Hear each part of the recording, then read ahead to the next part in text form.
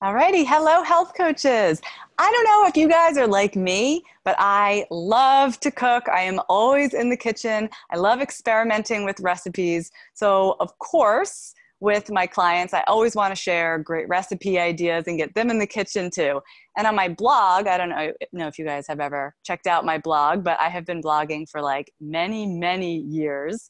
And those recipes that I post are always some of my most popular blog posts because, it's food. People love food, especially when it's delicious and it's beautiful. And if it's chocolate, all the better. And I think that this stuff can really open up a conversation around how we feed ourselves well. How, like, yes, this is chocolate, but did you know it's cacao instead of whatever? It's not a Hershey bar. It's something much better than that. We can really start opening up those conversations when we use food as like the way in.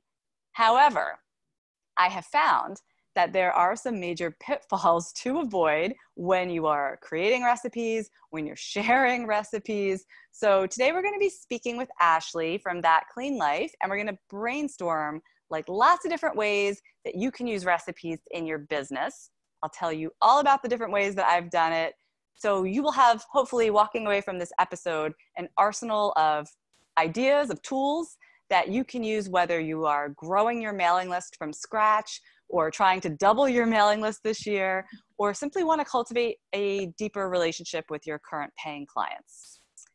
Before we do that, I need to say hello and give like a virtual high five to this listener who left a 5-star review on iTunes. This came from Tay What, who titled her review, "The Mentor We Need." And she wrote, "This podcast has been an incredible asset to my health coaching career. Michelle tackles real questions with clear, thoughtful, and informative answers. She's been a huge motivator for me to turn my health coaching thing into a viable business." Yeah, you know what? That term resonated with me so deeply because I hear that a lot. We're kind of just considering health coaching this little thing that we do, either because we're too scared to commit in a real way, or because no matter what we do, we're just not earning the income that we want. So we feel weird calling it a job or a career. Or, when we have a thing, let's be honest, it's just a thing. We don't really have to take it seriously. We don't have any skin in the game. Other people are less likely to take us seriously. So let's knock that off right now and commit to running businesses. Your business can be small or your business can be huge, but it's a business, right? And today we're going to take seriously this idea of using recipes in a smart way, in a safe way to help you grow that business. But thank you, Tay What. Your review definitely means the world to me. I love reading what you guys have to say. And I would love if you would send your mailing address to support@healthcoachpower.com and just reference episode number 77. We got a little gift for you. Thank you for that. All right, so let's get into this whole recipe thing. And right now we are streaming live into our Facebook group. So I'm just gonna bring up that on my screen here. So if you guys have questions as we go along, you can ask them in the comments if you're here live, and we will be fielding them as we go. How many of you, just tell me now if you're here live, or even if you're listening later, you can shout it out. How many of you are already using recipes in some way, shape, or form in your business? Just tell me in the comments what kind of successes you've had by, or maybe not successes, maybe you found some pitfalls too, by creating and sharing recipes.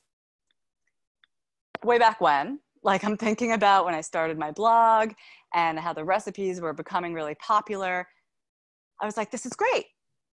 People love to get new ideas. So I started doing like more with them. I would create recipe books. I would do these cooking challenges, anything to get people into the kitchen. And I remember that I actually had a nanny back then. So that was awesome. She'd be out with my kids and I would cook like all day. I would just be in the kitchen, cooking all day long, trying variations on a recipe. And then if I got it right, I'd like run outside. I had to time it to make sure that I finished before the sun went down, right? So in the winter that becomes hard because I had to get the natural light, take a picture of whatever I just made, and then we'd eat it for dinner, or we'd feed it to my family, and sometimes we had to eat the stuff that didn't come out so good either. In fact, one year I was just thinking about this. It was a healthy holidays thing I was doing. And that was the first time my little guy ever had chocolate, because I was doing these like chocolate roasted chickpeas. And I gave him one and he loved it, just sucking on that little chickpea. He was the cutest. So that's just some stuff that I've done in the past. Let's say hello to Ashley. Hello. Hi guys, so excited to be here. We're so happy to have you. I think you're going to be a great resource to help us brainstorm some more ideas for how health coaches can make use of recipes to grow our business. I mean, obviously you work with that Clean Life, but you were a clinical nutritionist who did this stuff in your own practice, right? Yes, absolutely. I always tell people that my love story with that Clean Life happened so organically because I fell in love with the product first, using it in my own practice. And it's just a total dream to be able to work on this team because, like I said, I'm a huge, huge fan of everything that is going on. So if you guys are new to that Clean Life or you haven't heard of us, we are a meal planning software for health professionals. So everything that involves recipes or meal plans or nutrition resources in your practice, getting that to your client, we make that super fun and simple for you. Yeah, and we'll talk a little bit more about that later. Let's right now, like, help us bullet point out some different ways that whether we're creating the recipe ourselves or whatever, if we have our hands on some great recipes, what can we do with them in order to grow our business? Like, what do you see other professionals doing? Yeah, so there's a lot of things. Basically, if you are a health professional who's offering nutrition advice or guidance to your clients, you need to be using recipes. You need to be giving them some kind of framework to apply all of this health advice that you're giving them so they can actually start transforming their health and become a big fan with an awesome testimonial to help you grow your business. One of the biggest ways that I'm seeing health coaches and nutritionists using recipes in their businesses are creating lead magnets. So you mentioned growing your email list or doubling your email list, whether you're starting from scratch or you have huge goals. Offering recipes, recipe books, meal plans as a lead magnet is really attractive for people because food is something we're all doing 3 to 5 times a day, and it's easy to make little tweaks. People are super motivated, and it's also exciting. So if you can create like a 3-day meal plan or a high protein breakfast recipe book lead magnet and use that to grow your email list, that's a really, really good way. Another thing that I see a lot is free challenges, which I think of as a type of lead magnet. And for those people who are, maybe they've been growing their email list for a while and now they're ready to like really, really make a big impact. They've got big goals with seeing that number go up. A free challenge can give you a quick injection of growth in terms of collecting leads because it's got an official start date. You can get people all pumped up. People invite their friends and family members to join. So all of those people end up going on your email list as well. And in terms of growing your business, growing your lead list, that's probably the best and fastest thing that you can do. So lead magnets and free challenges are huge, but there's so many other ways. There's group programs, right? There's one-on-one client work, and some professionals offer meal plans while other professionals only do recipe books or meal planning guides. And I know that a lot of health coaches are tuning in to this, and it's different depending on where you live, what you can and can't offer. So recipes are always a good thing to stick with, right? You can always put together a suggested list of recipes. It doesn't have to be a detailed meal plan. And you can turn that into your program, your one-on-one offerings. You could even turn it into like a subscription service or an online store where people are purchasing products. The sky is really the limit. Yeah, so many things that you can do. And I'm glad you brought that up because as soon as you say meal plans, everybody's ears prick up and go, oh, that's out of scope for health coaching. And yes, it is out of scope to say to an individual, hi, this meal plan is for you. I want you to follow it. But depending what state you live in or what part of the world, you know, the rules can vary. Sometimes it's okay to give out a suggested meal plan, especially if you're working with a group. And as a lead magnet, that's pretty safe territory too. Again, like check with your lawyer. But, you know, if it's a lead magnet, it's going out to a gabillion people. It's not prescribed to any one individual. You know, that's the difference usually between like, is this something I can do as a health coach? Is it something I'm showing as an example? You know, or is it something that's more like prescribed? That's where we would never want to go. But I love all those ideas that you shared. And it reminded me of something that I did years ago in my practice.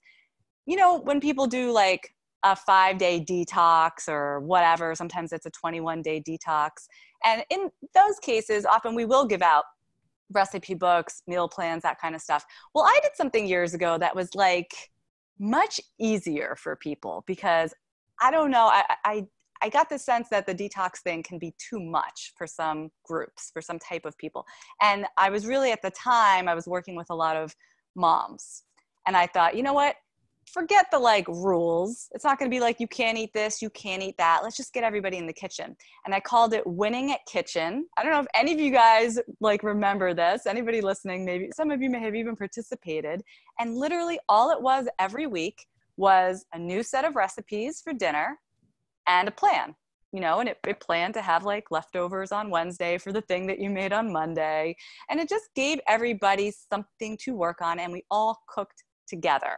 So on like Monday, if we made whatever, some eggplant dish or something, you would hear this mom saying, well, I substituted zucchini because I didn't have eggplant. And someone else will say, well, I put some, you know, steak on the side. But it was kind of fun because we were all cooking together. But let me tell you, I only charged like, I don't remember, $35 or something very little for this program. And it was like a couple weeks worth of meal plans. And it took me hours, like hours, because I had to come up with the recipes. I had to write them down. I had to test them. I had to make sure there was enough food. I had to take pictures. I had to assemble it all into a PDF and send it out to my group every week. So I was like on the hook to get it done. It was like way more work than it was worth financially for me. And that started to like tip me off to this like, oh, like, is this a viable way for me to run my business? Even though everyone loved it, you know, you can like see where the problem was starting to come in there. The other thing that I want to put out to you, and we'll get to the solution to all this in a second. The other thing that I want to put out to you, like I mentioned on my blog for years, I've posted recipes. In the early days, years and years and years ago, you know, the internet no one even understood the internet yet. I certainly didn't.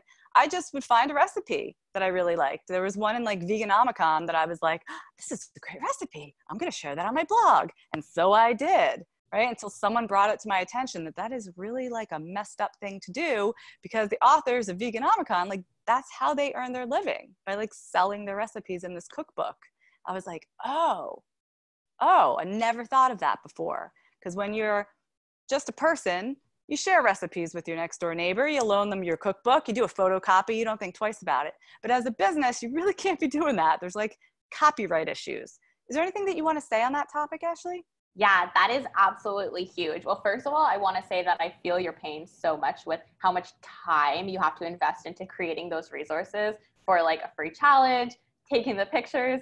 It's overwhelming. And even if you're not creating the recipes yourself, when I was in clinic, I remember I had it budgeted at one point where for every hour I would spend with someone in clinic, I was budgeting 3 to 4 hours outside of our appointments. So yeah, you know, you can charge $150, $200 an hour in clinic, but when you realize that that's for 4 hours, 5 hours of work, doesn't feel as good, right? So when you are creating your own recipes, it's a huge time investment. But then on the other hand, you can't just start sharing recipes that have already been created, because the terms of service for that cookbook or that food blog or wherever you're getting that is probably not going to allow you to sell it. And there's a big difference between sharing versus selling. So sharing a recipe online, linking to that original blog post, or I mean, with a cookbook, you really can't, because you're recreating it at that point and distributing it, which is not allowed.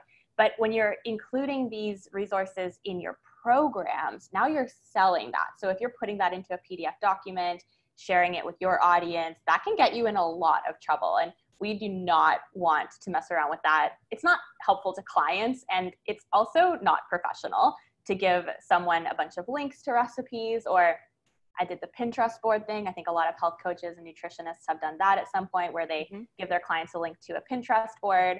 But none of that's really helpful and doesn't make you look as good as if you could just present your client with this beautiful PDF document full of delicious looking food photos that actually has your logo on it. And that didn't take you 10 plus hours to actually create. Yeah, no kidding. Now, truth be told, I still will send a link to like my favorite recipe from this blog or whatever, if to one of my clients. I definitely do that. But what I will never do is copy and paste something that someone else has written and put it into my own PDF or something that I'm selling or even sharing. I mean, it's just messed up. I know just for myself, having spent so much time on creating my own recipes, that if someone were to do that to me, and forget if it's legal or not, it's just not ethical. Mm-hmm. So it's always a link to somebody's website if you want to share their recipe. Okay, just to like put that out there. And you will hear things like, oh, if you change 3 of the ingredients, then it's your own recipe. Like, has anybody heard that? Have you ever heard that, Ashley? I've heard that, yeah. Yeah. And I'm like, okay, yeah, sure. Like, there are no new ideas on earth. If there's like a green smoothie recipe and I change the ingredients from like, 1 apple to like 3/4 of an apple. Yeah. Again, it's like an ethics issue, and so I just want to encourage everyone to not skirt around that. You can always be inspired by a recipe, but I say you need to like do a lot of work on it. You're changing the ingredients of the recipe in a significant way, adding, removing, changing. You're changing the name of the recipe, the format of the recipe. Like maybe it was a recipe for cookies, but you're going to make bars, so by the time you're done, it should be unrecognizable. And all of that does take a lot of work. So we'll talk more, as we go along about that clean life, but you may have heard me talk about this service before, you guys. It just started to solve all of these problems for me. They have thought of everything. If you want to just check it out right now, by the way, you can go to healthcoachpower.com/TCL, which stands for That Clean Life. Okay. But here's a question that came in. This came from M, and she said, I wonder with so many cooking accounts and so many blogs, if it's worth my time to create and share recipes. That's a great question. I think it depends on what your end goal is, right? Do you want to be a recipe developer? Some people do want to be recipe developers, and that's what they prefer to do. Some people would rather work with clients and help transform people's health for a living. And some of those people feel really bad that they're not also total pros at recipe development. But recipe development is not this easy thing. It involves a lot. You have to test recipes, usually multiple times. You have to have some pretty significant culinary knowledge to start with to even think about where a recipe is going to start from. You can only get so much inspiration from food blogs before, like you mentioned, you're just ripping off other people's ideas. And then even if you have created this beautiful recipe that tastes really great, now you have to write it out in a standardized format, right? Because writing recipes, I went to culinary school, so I learned the proper way to write a recipe, and it's really complicated. Like the ingredients have to be listed in a certain, and the time, the servings, the ingredients, the directions, and there's recipe notes with recommended swaps and stuff. So now you spent time writing the recipe out. You're also going to need to take a gorgeous photo of that recipe because that's what gets people excited to try a recipe. I don't know about you, Michelle, but actually Veganomicon was one of the first cookbooks I bought, and it was before the trend of every recipe having a photo. And I would never make anything from that book that didn't have the photo in like the center section.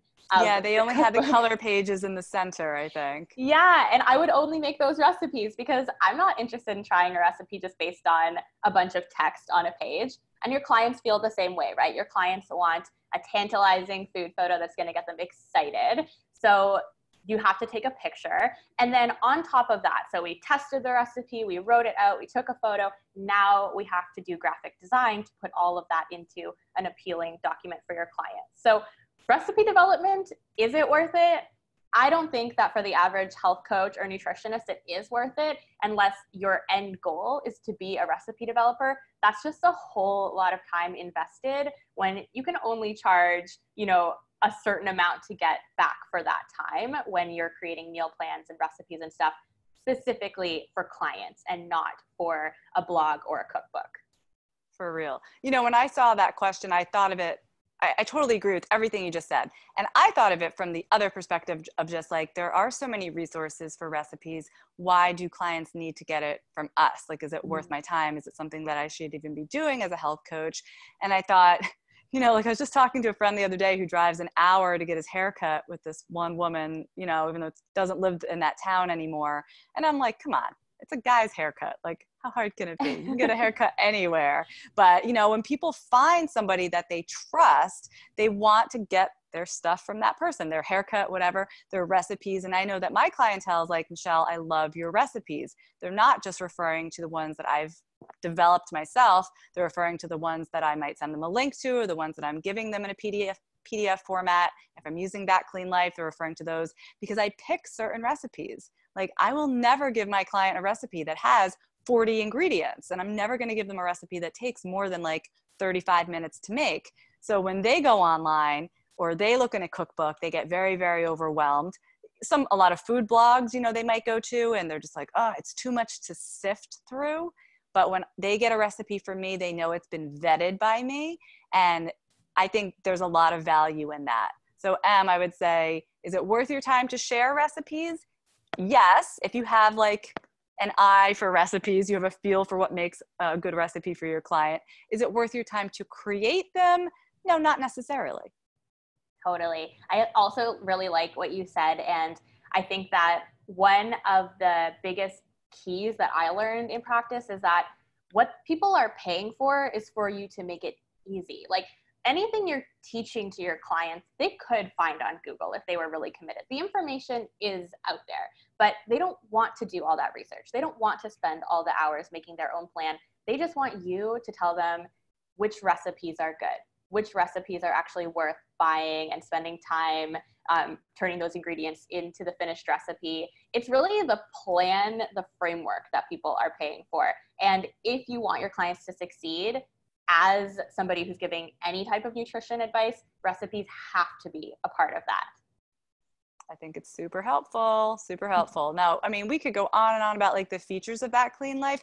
I think we've already talked a lot about like how you guys take away the pain in the neck that is recipe development, and that we are basically able to access these recipes to use with our clients. Could you just say a little bit more about how the platform actually works? Like, what is it when I sign up? Like, why is this so useful?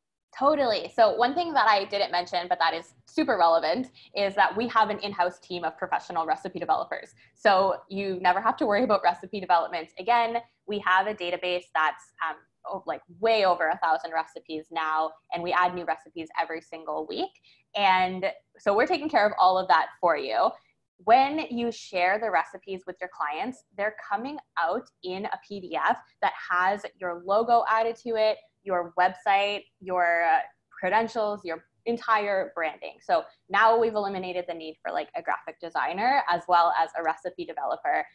With so many recipes, you want to make sure that you're getting the right ones for your clients. And I'm sure everyone here today has different niches and even different health philosophies. I'm sure there's some people who work specifically with keto, and there's other people who work specifically with vegan. So making it easy to find the right recipe for the job is something that we take really seriously. So we have an awesome search feature that lets you, in just a couple of clicks, a couple of seconds, pull out the exact recipe that is needed for your client or your program by specifying which ingredients to exclude or which ingredients to include or which macros you're looking for in that meal. So that, for me, clinically, is probably the biggest time saver, is being able to find the exact recipe for the job or for the program or whatever it is that I'm creating. And then also tons of options in terms of how your client gets that. So for those of you who are comfortable creating actual meal plans, you can turn it into a meal plan. For those who that's out of scope for them, or they just don't like creating meal plans, you can create a recipe book. You could send someone a single recipe. You could create a meal planning guide, which is like a whole set of recipes with a blank meal planning template so that your clients can make their own meal plans using recipes that you're recommending for them based on their specific needs. So really taking that time, I mentioned at the beginning that I was spending 3 to 4 hours on meal planning and whatnot outside of a visit with somebody. Using That Clean Life took that time down to an hour or less for me, which turned that amount that I was charging for my consultation into actually what I was making per hour, not what I was making per 4+ hours. Yeah, no kidding. No kidding. I was just thinking that a huge success for me was first with my private clients, because I'll get, I do all my work over the phone. So I'm like, I'll get off the phone and then I'm like, I promised this person breakfast recipes. Now I gotta go search online for, oh, but they're allergic to this. Oh, this recipe has that, whatever. And with That Clean Life, it was so much easier because boom, boom, boom, I just input what I needed. And then I could just say, oh, here you go. Here's some recipes based on what we talked about today. And I think because coaching is so nebulous in a way, like if you try to explain health coaching to someone, it's hard. Well, we're going to talk. We're going to work towards your goals. Sometimes it's hard. It's not tangible. But if you can give somebody like a thing, which these meal plans or these recipe books become, I think, even though it's silly, it's just a couple of recipes, but it's not just a couple of recipes. They feel like they've received something tangible from you, and it increases the perceived value of your services, I think, tremendously, versus it just being a conversation, even though we all know the conversation is also very, very valuable. So that was a big win for me. The other was when I went ahead and did a group program, kind of similar to what I had previously been doing with Winning at Kitchen. I ran a group program where, again, needed recipes, needed a sample meal plan, and what would have taken me like literally a week to pull together and do the math and make a shopping list. Oh, how much olive oil are they going to need for the whole week? Let me add up the tablespoons. Oh my God. Like, no, again, a couple of minutes on That Clean Life and it was just done for me. The shopping list is tremendous. So those have been like big successes in my own business. I wondered if you know of any users or nutritionists or whomever is using That Clean Life that has had like a big win in their business because of it. Yeah, I mean, I'm the customer success lead at That Clean Life, so my job is amazing because I get to coach our members and hear their stories. So I know all the wins, and there are way more than I could possibly share in the time that we have. But one story that I really love, I was actually earlier today just on Facebook Live, and I invited our member, Katie Pangborn. She's a nutritionist, and she did the coolest thing. So she started out, when she signed up for That Clean Life, it was a year ago this week, which is why we had her on. And she had no email list. She'd been a clinical nutritionist for 5 years, but she was working at someone else's clinic. And they were just funneling her clients. She was doing the work. She didn't have her own business at all. So she was starting out with no email list, no social media. She didn't even have her own website, nothing. And within 3 weeks, what she did was she created a lead magnet and she promoted that for 2 weeks. And then she turned that lead magnet, which was a 5-day dinner meal plan, into a free challenge. So she invited people to join a 5-day free challenge, set up a Facebook group. Everyone was doing it together, exactly like you said, Michelle. So they get that group dynamic. People are making substitutions. People are showing pictures of how they're swapping out ingredients to make the recipes friendly for their children. Super fun. And at the end of that 5-day free challenge, she invited everyone who had signed up into her first ever group program. So she's amazing, and she shared some numbers with us. So she had 0 people on her email list when she started. At the end of the 2-week promotion period of her lead magnet, and I'm talking basic promotion, like she was on Instagram, she was sharing on Facebook with her friends and family. She got 75 people to sign up to her email list. Of those 75, 50 signed up for her free challenge. And then of those 50, 9 of them purchased her 6-week program for $250 at the end of the challenge. So within 3 weeks, Katie was able to bring in a nice little chunk of money for her first ever group program, paid for That Clean Life, paid for all of the time that she had spent creating the resources and running the program. And since then, she has reused that group program multiple times. So now it's a lot of time that she put in upfront, but she can just reuse it over and over and over again, which I just think is so inspiring, because from 0 to that in only 3 weeks, less than a month, oh my gosh, like it took me so much longer to figure that out for myself. And another cool win, which is more personal, was I was in practice for several years working one-on-one with clients. And in my clinic, I was like booked. I was seeing 5 to 8 clients a day, completely burnt out, totally exhausted. And still, when I looked at my clinic rent and my cost of doing business, thinking like, oh my God, is this as good as it gets? Because I really thought that it was going to be more than this. When I discovered that Clean Life, I actually felt like it freed up enough time for me to run my first group program. So I created my first group program. I launched it to my email list, which was, I think, like 1,500 to 2,000 people at the time. And I got 36 signups for my first group program, and I charged $180 for that, which, don't even get me started on how undercharging I was. Still, like, that's a good chunk of change to put in your pocket for your first try. Exactly. And that was like $6,500 on top of my fully booked clinic schedule. So that made a huge difference in allowing me to scale my business and also not be afraid to like go on vacation or take time off or something like that, and know that I could still have revenue coming in. That is a wonderful thing. Well, I'm so glad that you were able to join us today. Ashley, thank you for being here. Thank you so much for having me, Michelle. This was awesome. I want to reiterate to everybody that if you're interested in checking it out, you can go to healthcoachpower.com/TCL. And if you end up signing up, if you think this is going to work for your business, we have like a super special bonus for you. Can you just briefly tell everybody about that? Yeah, so we have our Nutrition Business Growth Accelerator course. It is a 3-week email course. We're going to walk you through everything that we taught to Katie to help her use that exact format of lead magnet, free challenge, group program. So wherever you are at in your business, we are going to help you implement that Clean Life so that ideally within 3 weeks, you have made back every penny that you spent on the software and then some. Awesome. That's great. And that's available to you guys anytime. So if you're listening to this podcast like this week, great. If you're listening to it like a month, 2 months, a year from now, take us up on the offer. Go to healthcoachpower.com/TCL. And then if you sign up, just email those guys and they will hook you up with the bonus. That's it for today. Keep on asking great questions in the group, everybody. Next week, we will be back based on a question that keeps coming up. We're going to be talking about Facebook groups. That's right. I will see you then. Take care. Bye, guys.